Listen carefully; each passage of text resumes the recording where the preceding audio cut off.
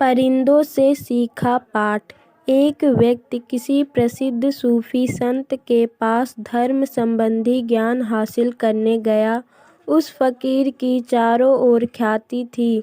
कहा जाता था कि उनके आशीर्वाद से बीमार लोग स्वस्थ हो जाते थे और बहुतों की परेशानियां दूर हो जाती थी।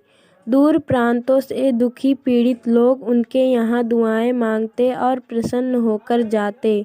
जब वह व्यक्ति संत के पास पहुंचा तो उसने देखा कि संत के हाथ में एक टोकरी थी और वे उसमें से दाना निकालकर पक्षियों को चुगा रहे थे। परिंदे मज़े में दाना चुग रहे थे।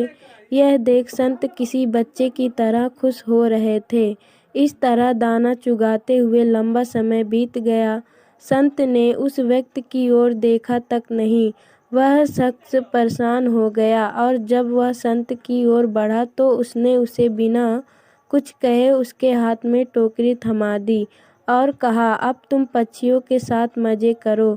वह व्यक्ति सोचने लगा, कहाँ मैं इनसे आध्यात्मिक साधना का रहस्य जानने आया हूँ और ये है कि मुझे पक्षियों को दाना चुगाने को कह रहे हैं।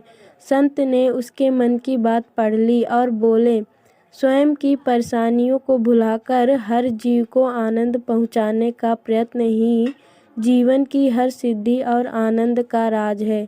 यदि तुम स्वयं सुख और आनंद पाना चाहते हो तो वही दूसरों को भी देना सीखो। तुम यदि यह साध सके तो समझ लो यही तुम्हारी साधना है। जो लोग आध्यात्मिक को किसी खास नियम और जीवन शैली में देखते हैं वे उसके नैसर्गिक पक्ष से वंचित रह जाते हैं। आध्यात्मिक जीवन का अर्थ है दूसरों को सुख बांटना।